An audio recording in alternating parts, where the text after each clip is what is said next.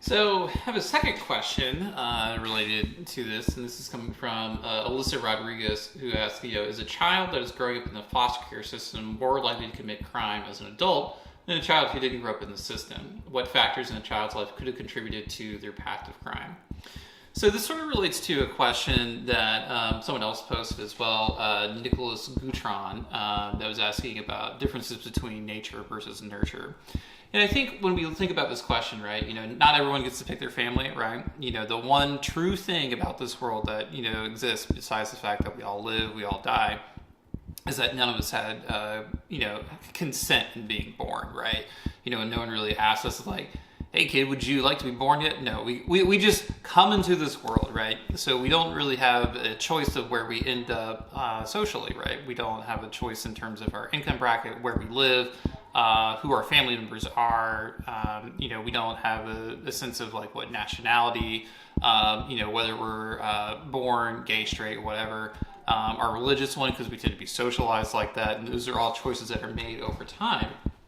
And so point being is that, as a kid, you don't get to pick your situation growing up, right? It is chosen for you in many ways against your will. So, you're exposed to people who, maybe are violent, who are abusive, who are really, they are molesters, they're evil people, and these people end up getting shunted into the foster care system if they're identified from an early age. So, when we think about what foster care is supposed to do, right, we're supposed to identify children and protect them, separate them from their families, maybe coach the family on how to better raise their kids, and, in many cases, possibly try to reunite, families together. But, what about that experience could make someone more likely to commit crime, right? So if you think about like that kind of thing, right, there are kids who grow up, they already have these past traumas of dealing with their family. They're separated. It's perhaps traumatic that they're being taken away from their family.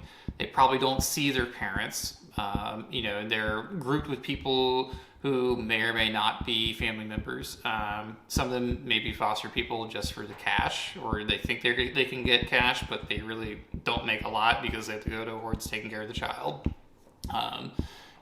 So they have questionable parent practices, questionable, therapy that goes to them. They face a lot of deficits and needs that need to be corrected that they may perhaps not have access to.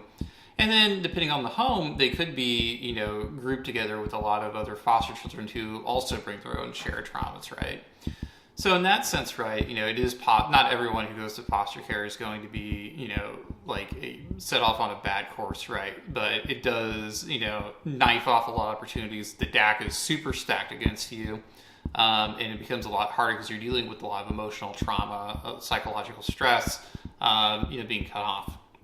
And so if you think about that kind of process, right, what exactly is going to correct or fix you, or, is going to push you into crime?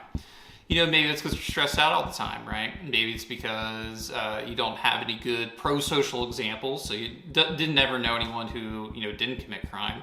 So you end up committing crime because you think that's what you do.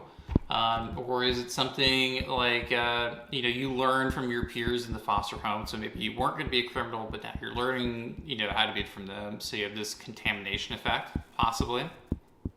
So there's a whole host of reasons out there, but what makes this question important is, for the most vulnerable of society that we're trying to protect, and we know we have people who are more likely to be harmed to begin with, how can we better improve our system, right? How can we, change, to borrow CSUSB's line, define the future to prevent this from happening? That's a really great question. Thank you again, Alyssa Rodriguez. But I'd be curious to know more about what y'all think. So talk to you guys next time.